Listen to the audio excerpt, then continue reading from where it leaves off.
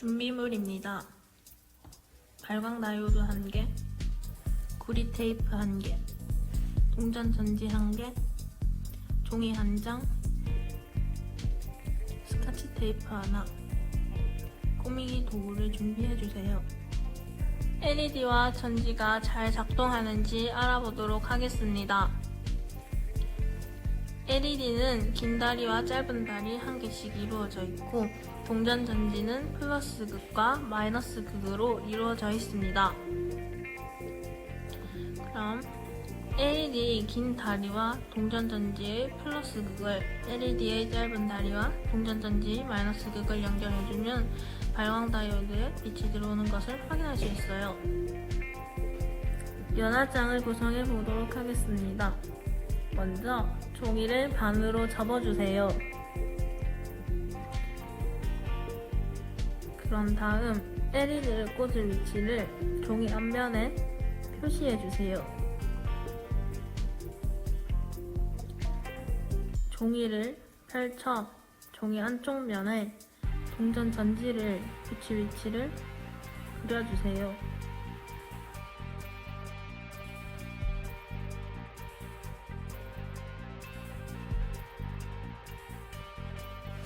여기까지 잘 따라왔다면 이제 연합장의 앞면을 꾸며줄 건데요. 연합장은 새해를 기념하여 친한 사람들에게 보내는 카드 등을 의미합니다. 저는 12월에 크리스마스를 생각해서 크리스마스 카드로 바꾸어 꾸며보았는데요. 곧 다가올 2021년 새해를 위한 연합장을 만드는 것도 좋을 것 같네요. 자신이 원하는 대로 연합장을 꾸며주세요. 짠! 이렇게 크리스마스 카드가 모두 완성되었어요. 이제 발광 다이오드를 크리스마스 트리의 여기 이 별 부분에 꽂아줄 건데요. 손에 찔릴 수 있으니 조심하고 부모님께 도움을 요청하도록 해요. 이렇게 꽂아준 다음에는 발광 다이오드의 긴 다리와 짧은 다리를 이렇게 잘 벌려주세요. 안쪽에 이렇게 표시해 놓은 위치에 동전 전지의 플러스 극, 여기 플러스 극과 종이가 잘 맞닿도록 놓아주세요. 그리고 발광 다이오드의 긴 다리와 동전 전지의 플러스 극을 구리 테이프를 이용해 연결해 줄 건데요. 여기서부터 시작을 해가지고 이렇게 연결해 줄 거예요.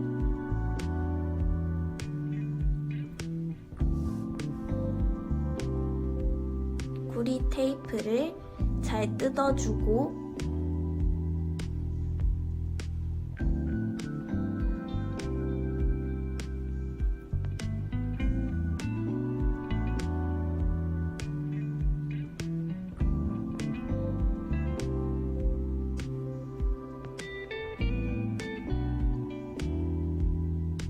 발광 다이오드의 긴 다리와 잘 연결되도록 붙여주세요.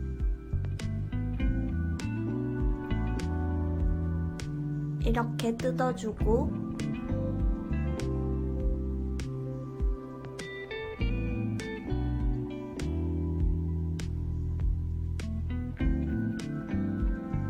동전 전지의 플러스 극과 잘 연결되도록 붙여주세요. 다음으로는 발광 다이오드의 긴 다리와 동전 전지를 스카치 테이프를 이용해서 붙여서 고정을 시켜주어야 하는데요. 이때 스카치 테이프가 동전 전지를 모두 가리지 않도록 주의해주세요. 그 다음 종이를 접었을 때 동전 전지가 만나는 요 종이 안쪽이랑 LED의 짧은 다리가 만나도록 여기 짧은 다리가 만나도록 구리 테이프를 붙이면 됩니다.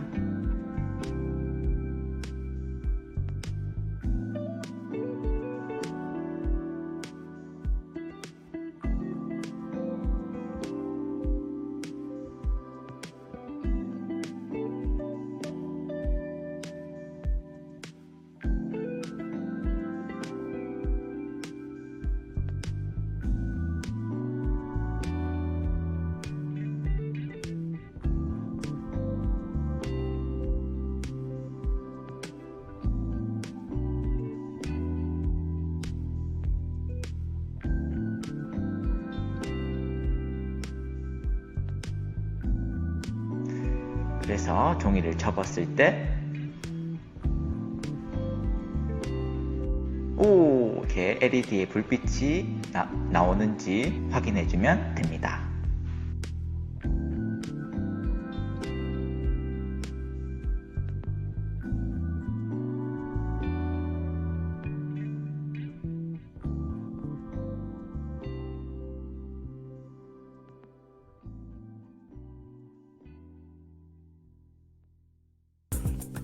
안녕하세요 여러분. 저는 오늘 여러분들이 만든 반짝이는 연합장에는 어떤 과학적 원리들이 숨어 있는지 함께 알아볼 대구1과학부 1학년 박재영이라고 해요. 연합장에 숨은 과학에 대해 지금부터 함께 알아가 봐요. 여러분들과 만들어본 반짝이는 연합장, 이 안에 있는 과학적 원리에 대해 제가 몇 가지 질문들을 꾸려왔어요. 오늘 여러분들은 저와 함께 연합장의 원리에 대해 공부한 후 이 질문들에 대해 답을 할 수 있을 거예요.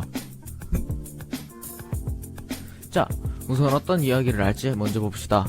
우선 첫 번째로 우리가 만든 연합장은 어디에 쓰는 물건인지, 왜 쓰는 건지에 대해 간략하게 이야기를 하고 전기에 대한 이야기를 할 거예요. 우리는 이 연합장을 만들 때 전지와 구리 테이프, LED 같은 것들을 썼어요. 다들 알다시피 전지는 전기를 공급하고 LED는 전기를 통해서 빛을 내죠. 이건 모두 전기와 관련이 있으니 먼저 전기에 대해 알아볼 거예요. 그리고 여기서 우리가 사용한 구리 테이프에 관련한 이야기도 좀 해볼게요. 세 번째로는 LED에 관해서 얘기할 거예요. LED는 무엇인지, 어디에 쓰는 물건인지 등등등 다양한 이야기를 한번 해볼게요.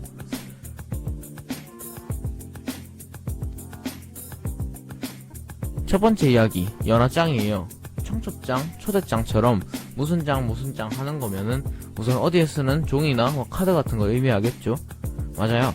연합장은 새해를 축하하기 위해 남에게 주는 카드예요. 보통 연합장은 우리가 한 것처럼 간단한 글과 그림을 담고 있어요. 친구들도 꼭 만들기 이번 기회가 아니더라도 새해에 연합장을 만들어 부모님이나 스승님께 선물하길 바래요. 되게 기뻐하실 거예요. 연합장에 대해서는 크게 중요한 건 아니니까 간략하게 이 정도로 하고 본격적으로 전기에 대해서 한번 얘기를 해볼게요.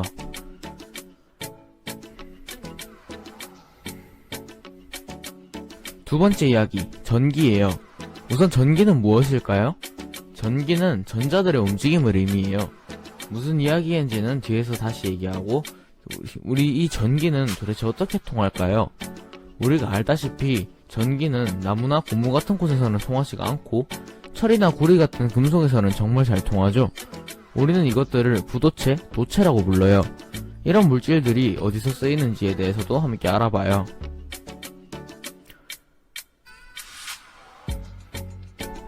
세상 모든 물질들은 쪼개고 또 쪼개면은 원자라는 형태로 남게 돼요. 이 원자의 중심에는 핵이 있고 주변에는 전자가 돌고 있는 형태를 가져요. 지금 이렇게 생겼죠? 네. 여기서 돌고 있는 주변에 저 붉은색 전자가 자유롭게 움직이면서 이제 우리가 흔히 아는 전기를 운반하는 거죠. 그러면 도체와 부도체, 그러니까 즉 전기가 잘 통하는 물질이랑 그렇지 않은 물질은 무슨 차이를 가질까요? 도체는 지금 저 전기를 운반하는 전자들이 굉장히 많기 때문에 전기가 잘 통하죠. 그치만 이 나무 같은 부도체들은 저 자유로운 전자들이 많이 없기 때문에 전기가 잘 통하지가 않는 거예요. 대표적인 도체로는 여러분들도 잘 아는 금, 철, 구리 이런 것들이 있겠죠? 우리 주변에서 이런 도체들은 무슨 역할을 할까요? 여러분들이 갖고 다니는 핸드폰 안에 배터리와 핸드폰 본체를 잇는 것은 바로 금이에요. 금은 아주 전자가 많아서 전기가 운반이 정말 빠르게 잘 되는 그런 도체 중에 하나예요. 우리가 연합장을 만들 때 사용한 구리도 전자가 아주 많은 대표적인 도체예요. 이런 식으로 주변에서 이제 전기가 통하는 것들에는 모두 다 도체가 들어갈 만큼 우리가 사용하는 물건들에서의 정말 중요한 성질이에요. 이제 전기가 통하는 도체와 이제 전기 그 자체에 대해서도 옳지 알아봤으니 빛이 나는 LED에 관해서도 한번 이야기해봐요. 세 번째 이야기, LED예요. LED의 정식 명칭은 발광 다이오드라고 해요. 한국말로 말한 거죠. LED의 대표적인 특징으로는 여러분들도 알고 조립할 때도 주의해서 했다시피 플러스 극은 무조건 긴 다리에, 마이너스 극은 짧은 다리에 꽂아야 한다는 특징이 있어요. 이건 왜 그럴까요? 이 이유는 바로 발광 다이오드의 구조인 다이오드라는 구조에 있어요. LED에 불을 끈 상태로 안쪽을 잘 보면은 한쪽에는 삼각형이, 한쪽에는 그냥 다리가 내려오는 그런 다이오드라는 형태의 회로가 있어요. 이 다이오드는 일정한 방향에서 오는 전기밖에 받지 못해요. 그렇기 때문에 이 다이오드를 이용해서 빛을 내는 LED는 전기를 일정한 방향으로 맞게 받을 수 없는 거예요. 이 LED도 우리 생활 곳곳에서 정말 다양하게 사용되는 물건이에요. 예전에는 그 조명을 보면은 아주 뜨겁고 밝기도 LED보다 덜한 백열전구를 사용했어요. 근데 이 백열전구는 말했다시피 뜨거워서 화상의 위험도 있고 전기의 효율도 굉장히 좋지 못해요. 필라멘트를 태워서 빛을 내는 건데 이 필라멘트가 언젠가 끊어지게 되면 전구도 못 사용하게 되고 이 필라멘트가 타면서 발생하는 열 때문에 굉장히 위험한 물건이에요.